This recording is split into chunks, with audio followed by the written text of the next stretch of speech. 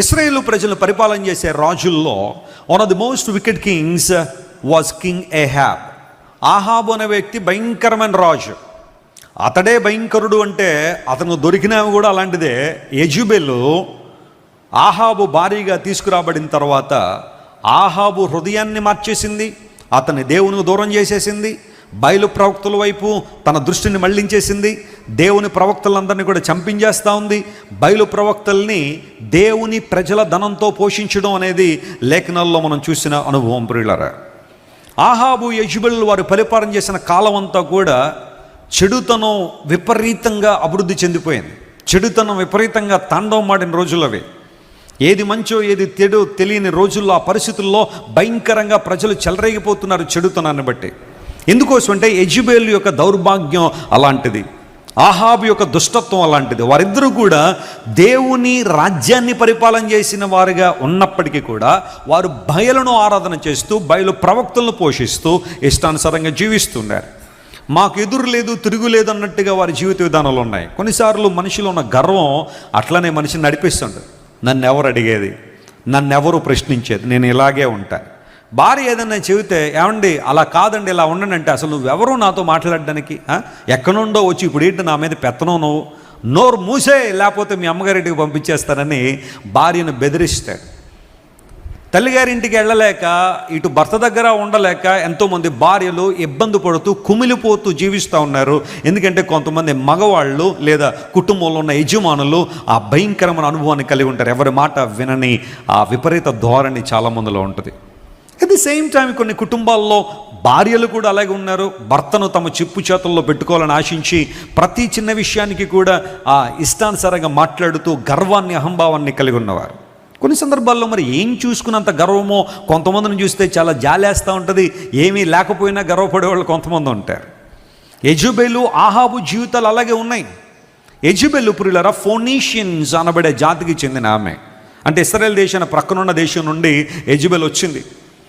ఆహాబును అంగీకరించిన తర్వాత ఏమండి ఆహాబు గారు మీరు ఆరాధించే జీవం గల దేవుని నేను కూడా ఆరాధన చేస్తాను, మనిద్దరం కలిసి దేవునికి మహిమకరంగా ఉందాము, ఎక్కడో ఉన్న నన్ను ప్రభు నన్ను తీసుకొచ్చి ఇంత గొప్ప స్థానాన్ని నాకు ఇచ్చాడు రాణిగా ఉండడానికి, ఇద్దరం కలిసి దేవునిలో వాడబడదాం అని చెప్పాల్సిన యెజెబెలు ఆహాబు హృదయాన్ని అన్య దేవతల వైపు త్రిప్పేసింది.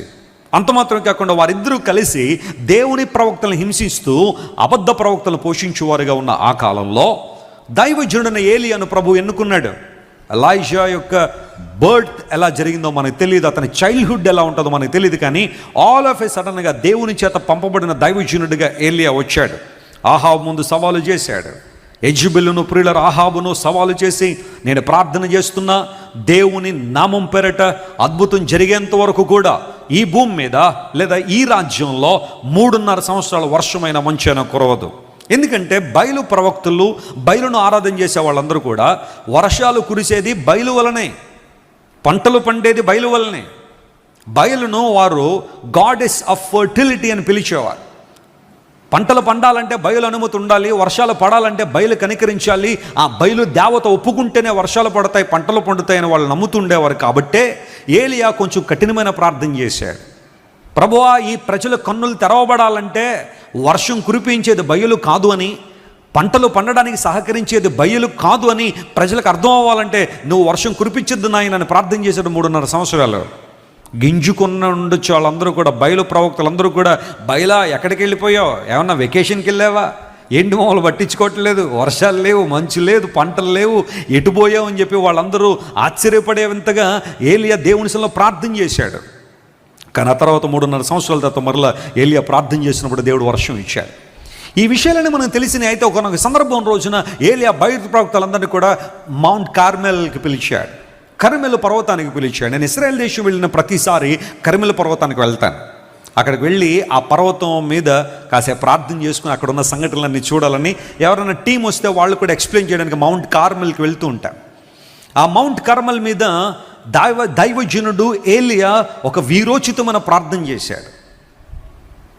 ఆ బయలు ప్రవక్తలందరూ కూడా ఒక ప్రక్కన, ఏలియా ఒక ప్రక్కన ఉన్నప్పుడు వారిద్దరి మధ్య ఒక పోటీ లేదా ఒక యుద్ధం జరిగింది. బయలు నిజంగా ఆరాధికురాలైతే, ఆరాధనీయుడైతే ఆకాశం నుండి అగ్ని కురిపించి ఇప్పుడు మనం ఏదైతే టాస్క్ పెట్టుకున్నామో ఆ టాస్క్ని కంప్లీట్ చేయమని చెప్పండి. అలా కాని పక్షంలో నేను ప్రార్థన చేస్తాను, జీవంగల దేవుని నామం పేరిట అద్భుతం జరుగుద్దని ఏలియా బయలు ప్రవక్తలకు వ్యతిరేకంగా నిలబడ్డాడు. బయలు ప్రవక్తలకు వ్యతిరేకంగా నిలబడి దేవుని కోసం జీవించడానికి ఇష్టపడిన ఏలియా వారు చేయాల్సిన ప్రయత్నాలన్నీ చేశారు, వారి వలన కాలేదు. ఏలియా వచ్చాడు, తాను చేయాల్సిన పనులేవో చేశాడు.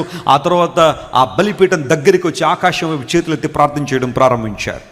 ప్రభువా, నేను నీ సేవకుడినై ఉన్నానని వీరందరూ తెలుసుకున్నట్లుగా ఒక అద్భుతం చేయ ప్రభు అని దేవుని సన్నిధిలో ప్రార్థన చేసినప్పుడు ఆకాశము నుండి దేవుడు అగ్నిని కురిపించి అక్కడున్న ఆ బలి పశువును మాత్రమే కాకుండా ఆ బలిపీఠాన్ని, ఆ లోపల కందకంలో ఉన్న నీటిని కూడా దేవుడు ఆవిరయ్యేలా చేయడాన్ని బట్టి అక్కడ దేవుడు గొప్పవాడని రుజువు చేయబడ్డాడు. ప్రజలందరూ కేకలు వేయడం ప్రారంభించారు. ఎలైజా, ఎలైజా అని కేకలు వేశారు. ఎలైజా అనే మాటకు యెహోవాయే దేవుడు అని అర్థం.